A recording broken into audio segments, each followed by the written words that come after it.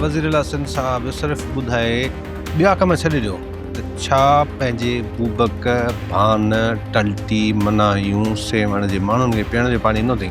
हिते त 18 सालनि खां वठी पीपल्स पार्टी हुकूमत पई थी करे त पंहिंजा ई मनसूबा उन्हनि खे ही रन न करे सघिया, उन्हनि जी सार संभाल न करे सघिया। ब्यूरोक्रेसी जेका आहे या जेके ठेकेदार आहिनि बासर उहे एतिरी करप्शन था कनि जो उहे मनसूबा मुकमिल ई कोन था अचनि। इन तरीक़े सां हू कामयाबु था थियनि त ठीकु वठो पैसा खाई वञो, प्रोजेक्ट अध में छॾियो, हुकूमत खे कर्ज़ी कयो।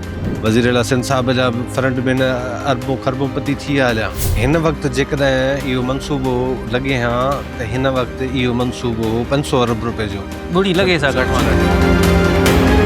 हर जेको डिपार्टमेंट आहे उहो तव्हांजो सिस्टम ते ठेके ते ॾिनल आहे ऐं उहो ब्यूरोक्रेसी जो सिस्टम पंहिंजे आले नाल आहे ऐं उहे कंहिं वज़ीर मशीर खां पुछा करण जा पाबंद न आहिनि।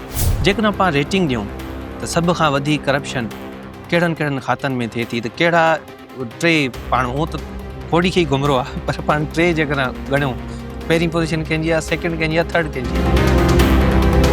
हिकिड़ो लोकल गवर्नमेंट खातो बशमूल सिंध बिल्डिंग कंट्रोल अथॉरिटीअ जे फाइनेंस डिपार्टमेंट जेको डायरेक्ट वज़ारत वज़ीर सिंध वटि आहे। अलाए चवंदा त वॾो वज़ीर करप्शन कंदो ई कोन्हे, ईमानदार आहे ऐं आबाशी खातो बि इन वटि आहे, शोरे साहब वटि आहे शायदि।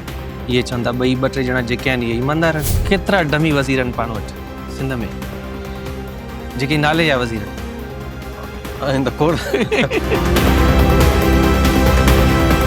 मुंहिंजे ख़्याल में त पंहिंजो हाजी अली ज़रदारी साहब उते जेकॾहिं हले हा त तमामु उहे थोरो घणो फंक्शनल हुजनि।